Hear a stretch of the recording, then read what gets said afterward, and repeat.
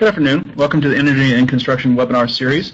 I'm your host, Eric Mucklow. With me also today is Kelli Polzin, who is the manager of the series, as well as Brandon Martin is on the line. He will be giving our presentation today. Today we'll be talking about total building commissioning, specifically per the UFGS Uniform Facilities Guide Specification 0191.15. This webinar will provide an introduction and overview of the new UFGS specification section for total building commissioning. The webinar will include a brief description of how the specification section supports the current criteria and describe other ongoing USACE standards and criteria efforts related to commissioning. Key points of the specification, such as tailoring option, commissioning plan, inspection and test checklists, examples, commissioning firms and specialists, will be discussed. The new specification section contains both Army and Navy tailoring. The webinar content will focus primarily on the Army-specific language. Our presenter, Brandon Martin, is the Chief of the Mechanical Design and Sustainability Design point of contact at the Louisville District for the Corps of Engineers. Brandon develops and maintains the local Louisville District specification sections and business procedures related to commissioning, TAB, and sustainability and assets, and assists headquarters USACE with the guidance regarding building energy conservation and commissioning. Brandon is a certified building commissioning professional, a member of the Energy and Sustainability Center of Expertise, an instructor for the Prospect HVAC TAB course, and acts as commissioning authority / specialist on multiple projects. As always, if you are interested in earning learning units or CEUs for this course, you can go to the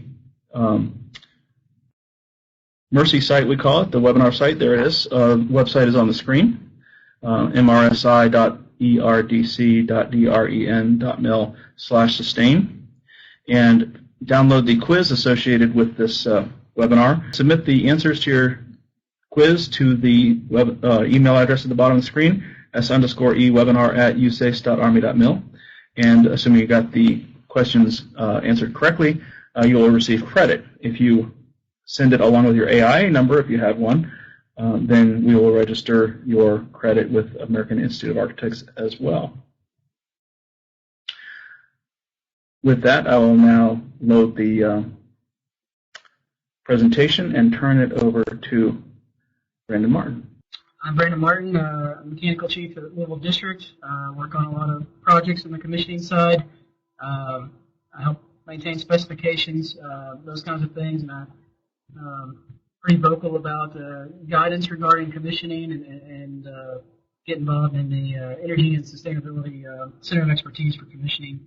So, second slide. I just want to point out we're not going to talk about the overall commissioning processes. We're not talking about our CXGs as defined in the ECB. Really not going to get into overall processes. We're really just going to talk about the specification itself, which is the contract language for the construction contractor and the commissioning specialist that he provides. The new spec is meant to capture total building commissioning requirements. It is meant to capture lessons learned from the past and make our commissioning practices better, and it should support enforcement and quality assurance of the commissioning process. Criteria, we are required to do some form of commissioning per the federal leadership sustainable guiding principles. We have an Army SDD memo that specifically talks about commissioning. There's a UFC, the High Performance Sustainable Building UFC requires commissioning, and it requires compliance with ASHRAE 189.1 relative to commissioning. We just had an ECB last year that outlined the processes we want to follow for commissioning, and there's an update going on right now on the engineering regulation regarding commissioning. So this specification is meant to support all of the guidance that's listed there.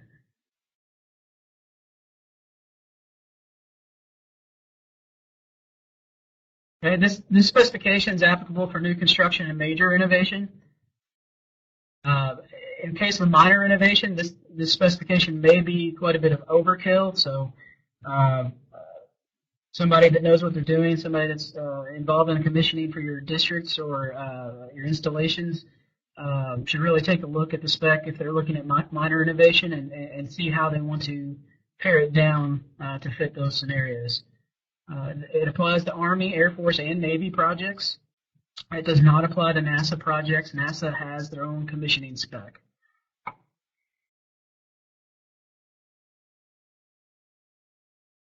The intent, again, was to support total building commissioning criteria. So we've had a UFC, we have an Army policy memo that talks about doing commissioning on more than just the HVAC systems. It extends to plumbing systems, lighting systems, renewable energy systems, irrigation systems, all kinds of systems. LEED also did the same. The spec is meant to support LEED requirements. Green globes may be slightly different. We'll talk about that in a little bit. And we also intended the spec to improve how commissioning is performed when the construction contractor is hiring the commissioning specialist. It requires, there are more requirements related to coordination and communication between the government and the contractor's forces. We define the commissioning documents, even those related to LEED requirements and systems manuals and those kinds of documents that we didn't define before in our specifications. The test requirements are a bit more rigorous, and we've coordinated the spec with both the testing, adjusting, and balancing specification and the control specifications.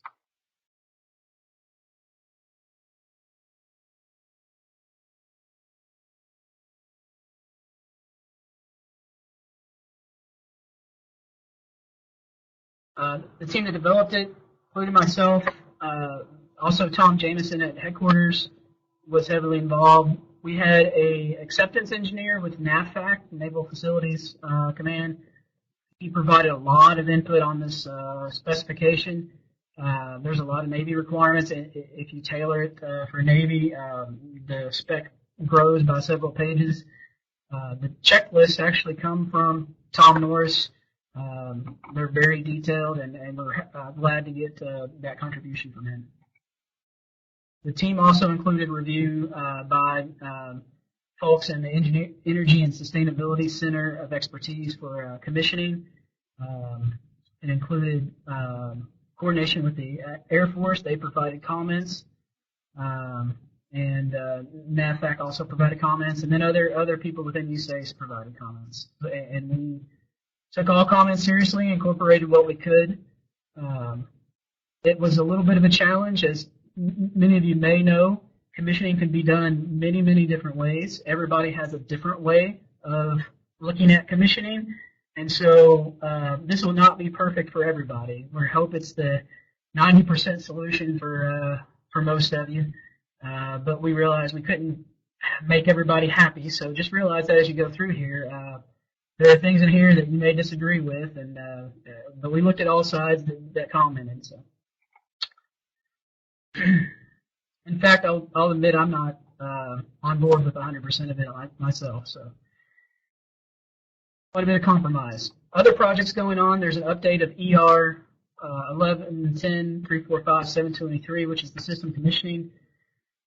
ER that is meant to be updated to match be pretty close to the ECB that came out last year, probably with a few minor changes. We've been attempting to coordinate our specification with that ER. After the ER is released, we may have a little bit of an iteration where we have to update the spec a little more, but right now we're trying to make them work together. We are working on identifying other specification sections that talk about commissioning and deconflict them with this specification. So plenty of other UFGSs talk about commissioning and reference the old specs. And so we have to take care of those. I'm working now on revising the RFP wizard, design build RFP wizard to revise the commissioning language and incorporate a version of the spec, maybe pared down quite a bit. And we're working on The E&S Center is working on collecting example inspection and test procedures and checklists to improve the examples we have available to work with this specification.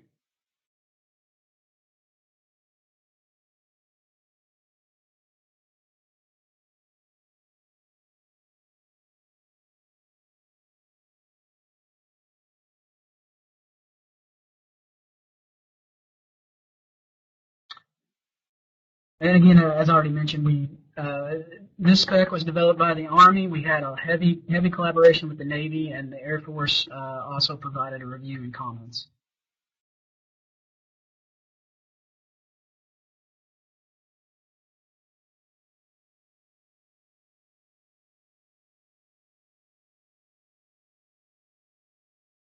Location, I was going to attempt to share my desktop and show you how to do this, but apparently that doesn't work very well.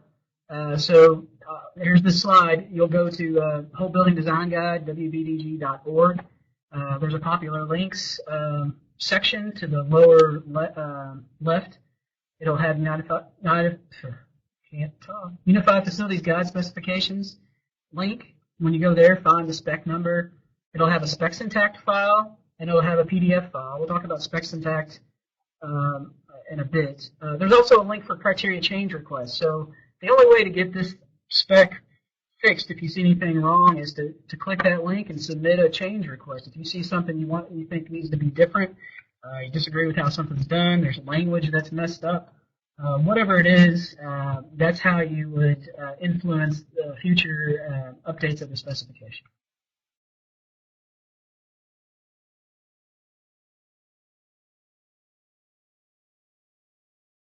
So the first thing about the specification I'm going to talk about is tailoring options. This is probably the biggest trip point for anybody that's trying to edit this specification. I don't know if anybody recalls there was a tab specification developed by the Navy that came out maybe 7 or 8 years ago. It has many tailoring options in it, and it was kind of a mess at first, especially for AEs, trying to figure out how to edit it, because you really have to understand tailoring options to get it correct. And so to avoid that same kind of thing happening, I wanted to go ahead and talk about those. And I'll show you what they are, what I'm talking about in a second. But there are 10 tailoring options for this specification. What tailoring options are is Specs Intact has a means to automatically edit the specifications. And so if you look at this window I just pulled up, this will come up when you're applying tailoring options in the specification. What you do is you shade the options that you want to keep. Anything associated with the other options is deleted. For instance, in this case, I'm selecting design bid build. That means anything related to design build automatically deletes. Once it does that, you don't have to worry about that anymore. Obviously, I picked Army. I work for usually on the Army side. We could do some Air Force projects. I selected Army. I don't select Air Force, Navy Acceptance Engineer, any of that. And all that stuff goes away. So when I hit OK and proceed, I'll have a spec that's already edited to a certain extent for design bid build. It's coordinated with 230900, which is control specification. It's for Army projects, and it includes building envelope commissioning.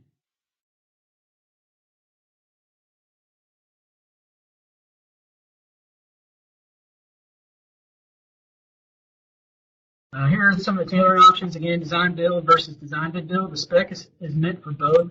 If it's used for design build, it is meant to work with the other UFGSs.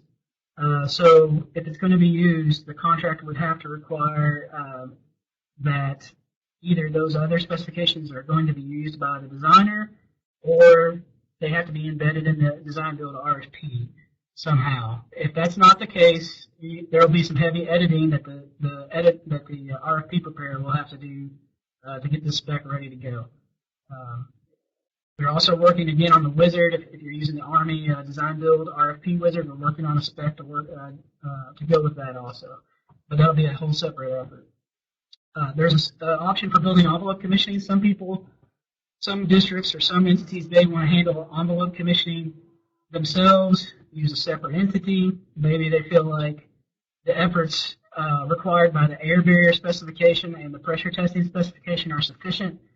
you might deselect this, but for those that want to include building envelope under the umbrella of the commissioning firm and specialist, you would select this option. Army, Air Force, or Navy. The Navy acceptance, there's a Navy acceptance engineer option and no acceptance engineer option. Those are both Navy options. So if you're working Army or Air Force, you do not shade either of those. What happens is the Navy their processes are quite a bit different than ours, and so we want to, if you're Army or Air Force, you want to avoid selecting those options. Now, if you're working for the Navy on a Navy project, you would select those options. You would have to know whether you're going to have an acceptance engineer or not to select the correct option. The process changed drastically if you have an acceptance engineer on the Navy side. There's also a selection. The Navy is still using the control spec 230923.1320. It's an old BACnet spec because it's coordinated with security requirements, is what they tell me. We have a new unified spec 230900, a suite of specs that just came out.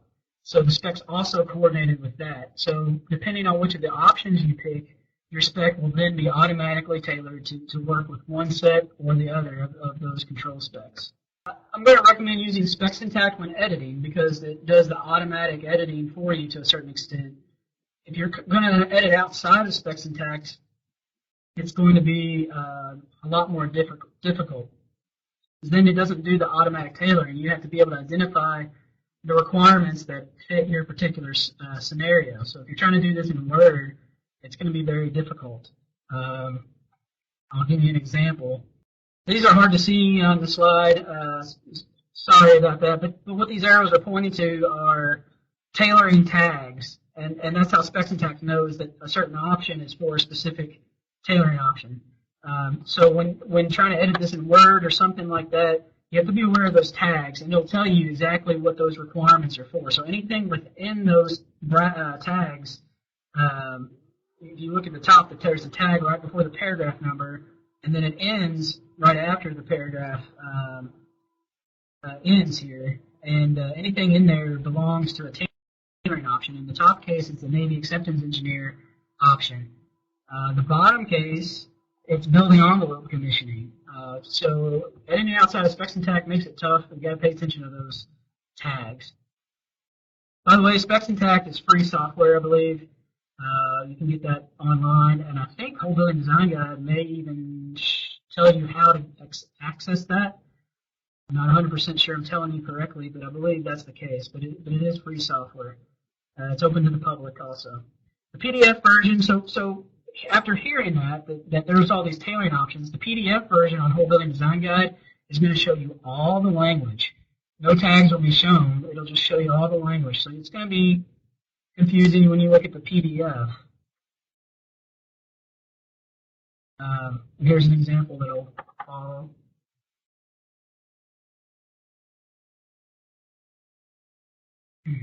So in this case, here's an example. These are actually two separate pieces cut from the specification. The top piece is a design review that's meant for design build projects. The bottom one's from another paragraph during construction phase. It's meant for design bid build projects. So what's happening is in design build, we want a design review by the commissioning specialist during design phase. On design bid build, we still want the commissioning specialist reviewing the design, and that happens in construction phase. And so what happens is in SpecSyntact, if you pick design build option, the bottom one would be deleted. You'd never see it. And then the opposite is true also. But if you look at a PDF or a Word file, they'll both show up. So just be careful.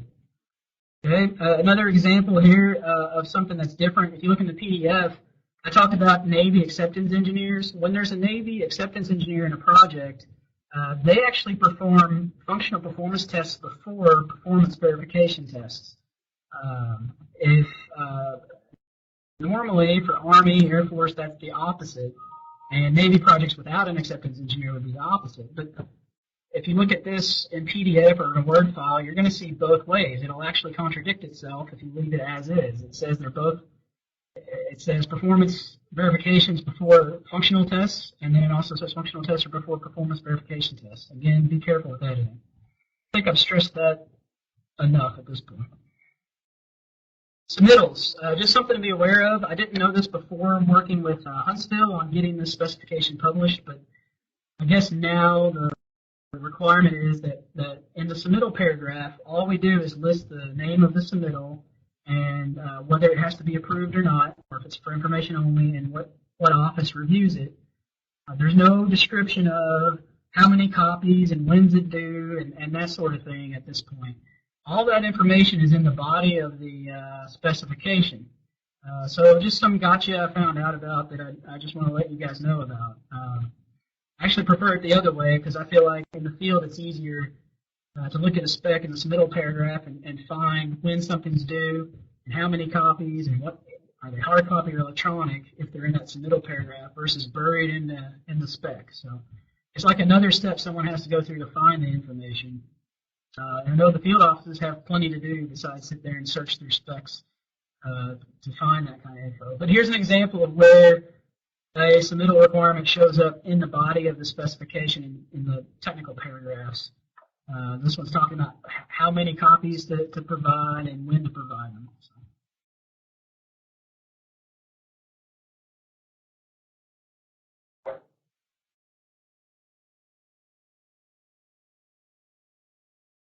Here are the systems. I'm not going to name them all, but these are all listed in the spec, whether they're covered to effectively or not. The spec is written obviously around HVAC. That's what commissioning. That's kind of the hardest thing to commission around generally. We have checklists available for HVAC, building automation system, and the building envelope. The rest we don't have any specific checklists for yet. So if you have some examples that you'd like to share, get with Patricia Donahue and the ENS Center Commissioning and help us out with some checklists. The yellow systems are not required by the UFC. Those were added by request because a lot of times we do want commissioning of the power distribution and generation or compressed air systems and things like that. So, there were a billion other systems proposed to be included, but we had to draw the line somewhere. So here it is.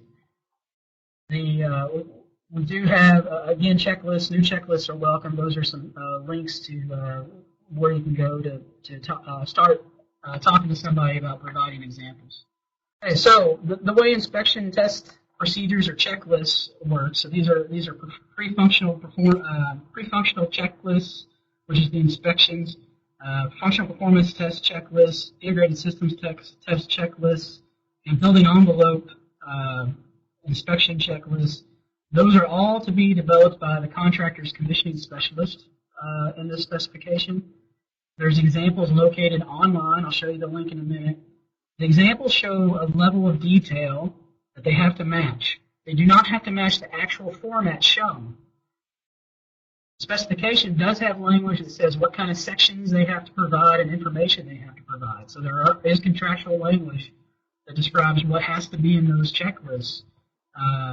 And we have some pretty good examples, but they don't have to look exactly the same as those examples. And there's the path to them. It's in the spec. The spec says has this path in it. There's a link in the spec. Now, if you're trying to scroll through the spec and find an obvious link, it doesn't show up highlighted nicely that it's a link. But if you search for graph talk or checklists, you'll find it. If that's all you're interested in, is finding those checklists. Here's the link also. Let's see. Let's go on to the, what it does is it links to a document, and I'll show you an example of what it looks like in a second. The time lag on these. This will pop up on your screen. It's a PDF, I think. You scroll down to the bottom. There's our spec. You open one of those zip files, and from there you would drop those on your desktop or on a LAN or whatever you want to do with those. Anyway, here's just 2 pages. This is one checklist. It's a functional performance test checklist for dedicated outdoor air systems. This thing is actually several pages long. These are just 2 pages from it, just as an example, but this is what you'll find in there. We only have very few examples for equipment and systems right now, so we're hoping to build that up, more examples. Whether we have examples or not, specifically for a system you have in a project, it still establishes the level of detail we expect.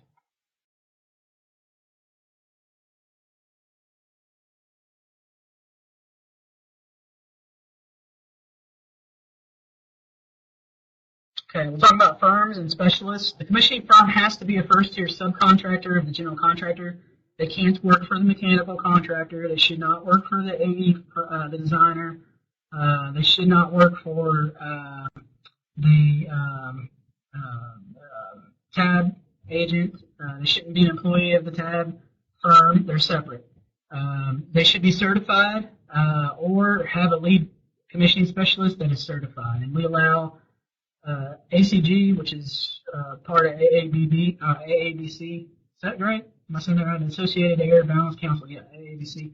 NEB, TAB, all the ones we usually had in our old HVAC spec. We're also allowing Building Commissioning Association, Association of Energy Engineers, University of Wisconsin-Madison, or ASHRAE.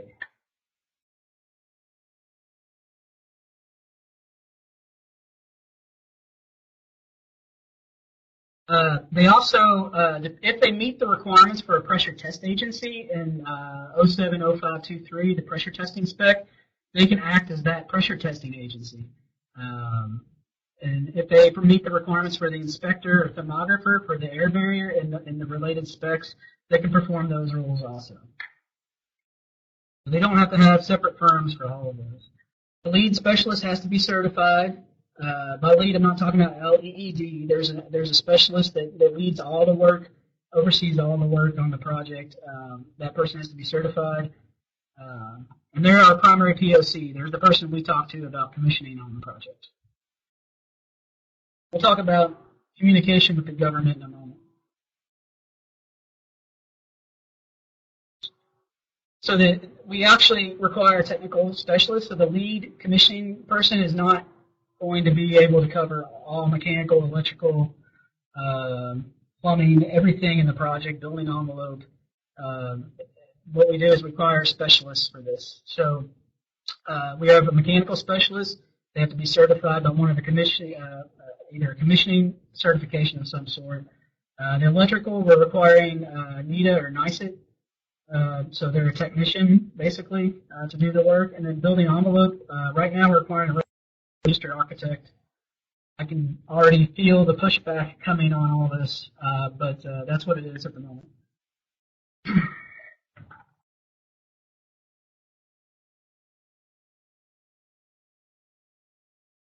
Commissioning firm and specialist, their qualifications are due 30 to 60 calendar days following notice to proceed. So I want to, the only reason I put this here is to point out commissioning starts early and it needs to be enforced. If we get 60 days past notice to proceed and we don't have a commissioning firm, we need to get on the contractor to get a firm in place, period. You cannot wait until a month before testing should be starting to have this happen. It needs to start early. Their spec requires conformance to a commissioning standard. All requirements, recommendations, and suggested practices are included. The standard, if the firm and specialists are certified with a I guess a body that provides one of the approved standards, those are the standards they follow. Otherwise, if they're certified by the Building Commissioning Association, ASHRAE, or somebody like that, they're going to follow one of the 4 standards we're allowing, which is ACG, NEB, SMACNA, or the ASHRAE Standard 202. Pointing out that ASHRAE Standard 202 is not ASHRAE Guideline 0 or 1.1. The guidelines are not standards. They need to be following actual commissioning standards. And this is just a cut from the spec showing the standards that are permitted. The only other reference on here is about maintenance of HVAC systems, and that has to do with creating a maintenance manual, which we'll just mention briefly later.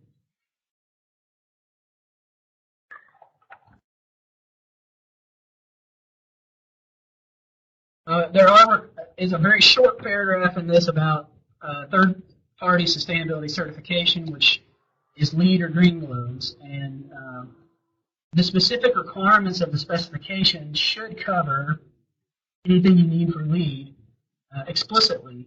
But what we're saying is you need to coordinate with the sustainability specification and make sure any documentation, uploads to LEED Online or whatever need to be handled, period. So all we're doing is drawing a link to the sustainability specification. We also have an appendix, which is owner's project requirements. It's required to be edited, or it could be replaced by the project team, and that's pre-award.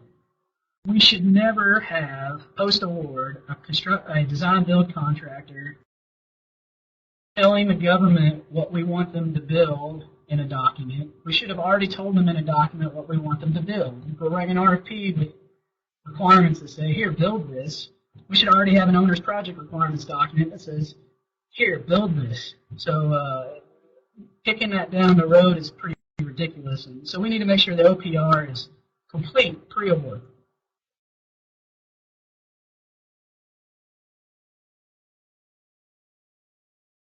And I know at the end of the year, in the time crunch that comes up, what should happen, it goes out the window. So believe me, I've been there and I understand. It's just a cut showing the notes from the OPR, telling them, the editor, that they need to either replace this with an OPR document or edit this template. Government coordination. The spec requires all plans, scheduled reports for commissioning to go directly to us in parallel with the QC system manager. So what we don't want to have happen is the commissioning information provided by the firm or specialist to be filtered by the quality control system manager. We're, in a way, hiring this commissioning firm to help with quality control and quality assurance, and we really don't want anything scrubbed out by the quality control manager. We need to have good open communication with those specialists. We have no direct authority over that commissioning firm or specialist. We can't tell them what to do, obviously, but it should be clear that their reports come directly to us. We can talk directly to them. Commissioning specialist prepares an issues log of deficiencies. It's shared monthly with the project team, which includes us and the contractor's forces. The specification requires that the contractor use the QCS system, which is what we require them to do normally, is use that software to track deficiencies. What we're saying is the commissioning specialist is keeping his own log, no matter what the GC does, but then that GC needs to look at that log and make sure any deficiencies go into that issue, go into the quality control system software, so that we're actually tracking those appropriately. But we also want the commissioning specialist to keep his own log. Again, we want him somewhat independent of what's going on with quality control managers and contractor. He's telling us that these systems are ready to be accepted and all that, so we should be able to see what he comes up with without having that filtered through the quality control manager and their system. There should be a coordination meeting shortly after we approve the firm. And this is just, I'm going to skip over this for now, but that's just showing the issues log needs to go into the QCS. There's a cut sheet from showing the QCS interface. All right. The specification requires a project schedule, so the schedule that they already have to submit by 01/32/01 needs to include milestones relative to commissioning, which are defined in 01/9100. Another thing is it says the functional performance tests do not occur until all other work is done, controls and tab is complete, the reports are in, they've been submitted, they've been reviewed, pre-functional checklists are completed, and we get a certificate of readiness that signed by all the appropriate subcontractors and the GC saying, hey, everything is complete and ready to go. We're ready for functional testing. We do not start those until we receive that. It's really just a word. It's a title that says phasing, and it's just a placeholder. An editor can go in there and put whatever language he wants about how to phase all this work.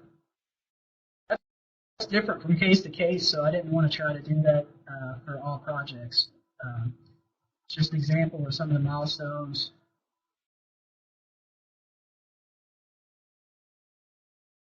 Certificate of Readiness, again, I'll just touch on it again. The GC and subcontractor certify in writing that the systems are ready for functional performance testing.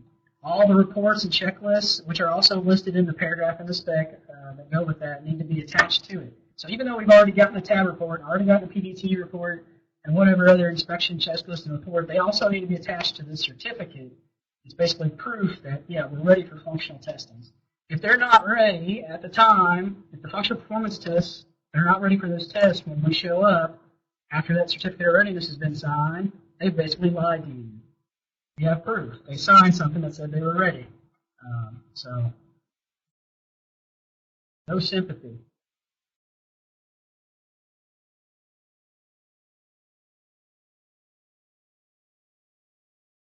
Reviews, there's a design review required, either in design build or design bid build. There's a report required. They have to, the commissioning specialists have to review construction submittals, shop drawings, test plans. It's not intended to replace designer review. So if it's design build and we expect the designer to review something, they still have to do that. The commissioning specialist is not the designer, but we still want him reviewing those documents.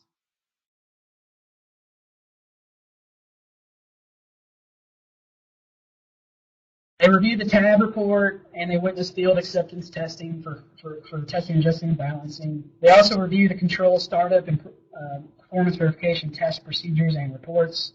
And the PVT procedures and report should come with a certification from the specialist that says he sees no problems with the system operation based on that report.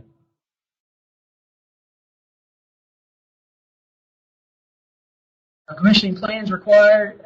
Instead of one plan at one time, there's two. There's an interim plan, and it's like a draft in a way, and then there's a final plan. So the interim plan comes before the building envelope gets constructed. It identifies the processes, the team, communication, those kinds of things. It includes template building envelope inspection checklists if you're doing a building envelope commissioning. It sets the direction for the team. It comes fairly early in construction.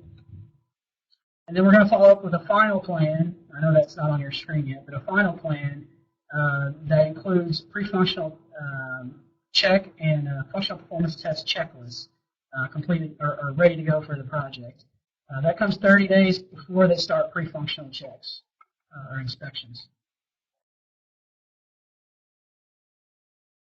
That gives them time to look at shop drawings and submittals and adjust their test procedures.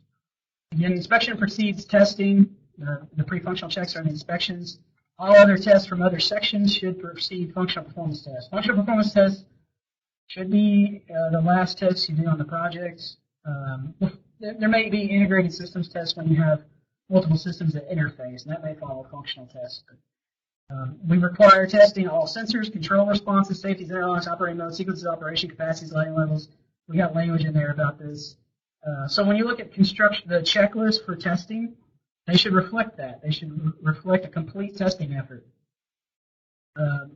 The spec is ready to be edited for integrated systems tests. There's language already in there. You just have to choose whether you want to do that or not. It's not a tailoring option. Those are handled with brackets. But it's there in case we need to test HVAC and life safety systems together, or emergency power and HVAC systems, those kinds of things. Any two systems that integrate and need a special test. Aborted tests. The test should be aborted if we're missing any required team members. So we require, the spec says which team members are required to be there for functional performance tests and integrated systems tests. If they're not there, the test should be aborted. I know how that really goes. If you feel like someone doesn't really have to be there, can it be on call, you might let them slip, but per the spec, they need to be there, and you have the right to abort the test. The deficiency, if any deficiency prevents successful completion of tests. So I'd advise you test until you hit the point where there's no more constructive work to be done during testing because of some deficiencies. Then you would abort the test. I wouldn't say, hey, you have a minor error here, and then quit. That's not what this is meant to be. It's meant to allow you to hit a stop point and say, hey, we're aborting the test because we can't move forward with testing. There's too many deficiencies that are preventing an adequate test.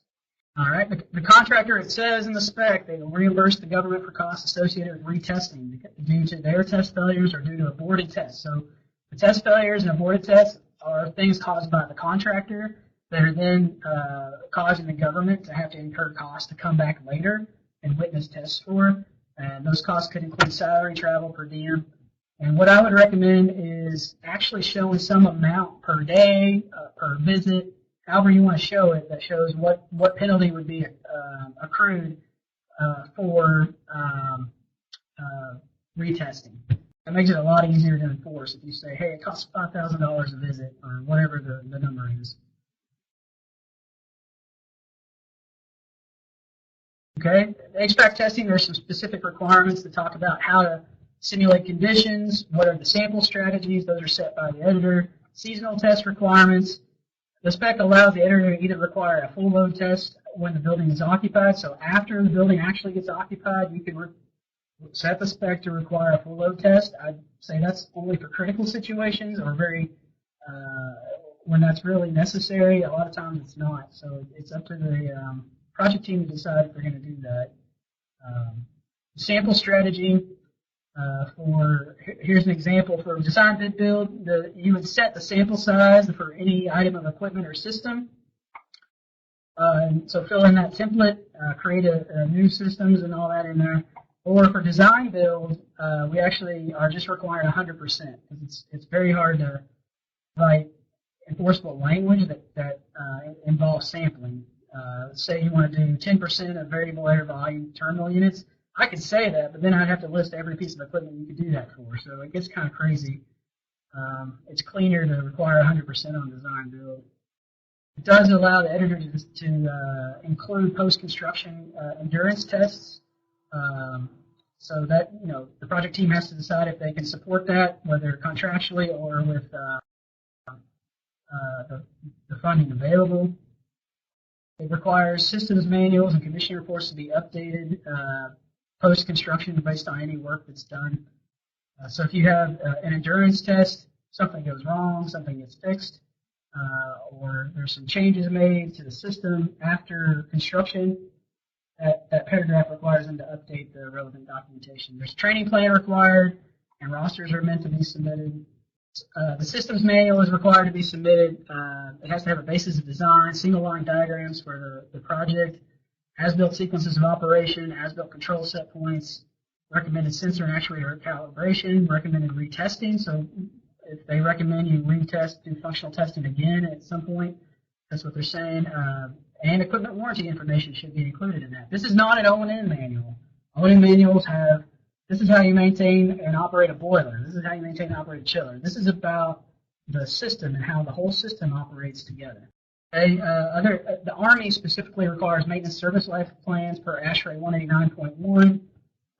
The requirements are listed in there in the spec, and they should only show up when it's an Army project, when tailored correctly.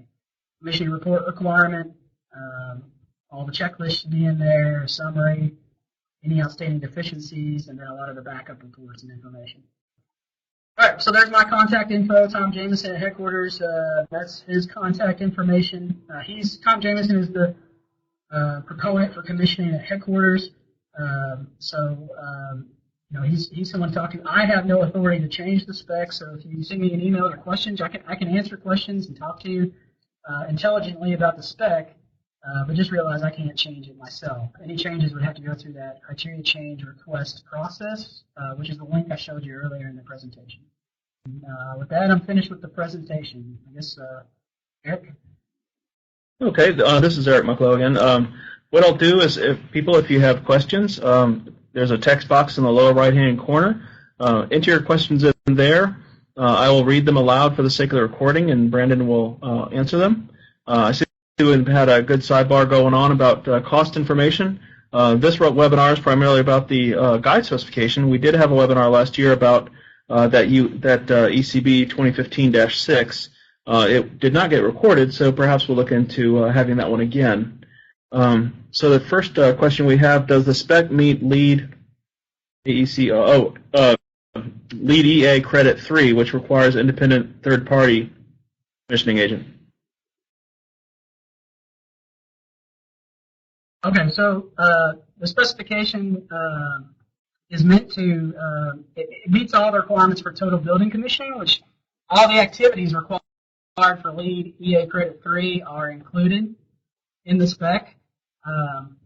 There was a, in the past, this would not have satisfied the credit because the commissioning authority would have to have been separate from the construction contractor. But there was a recent lead interpretation that allowed the commissioning authority to be hired by the design build contractor. Now, I'm a little shady personally on whether that's allowed. He's allowed to be hired by the general contractor, or do they have to be hired through the design firm under the contractor? I'm not 100% sure about that. But it wasn't specifically meant to do that to meet the lead at Credit 3 requirements, but a lot of it's there. And it's just a question of whether the commissioning specialist satisfies that one requirement. Okay, and also your contact information is on the screen. Just so people know, below the slide in the lower left, there's a down arrow icon on a button.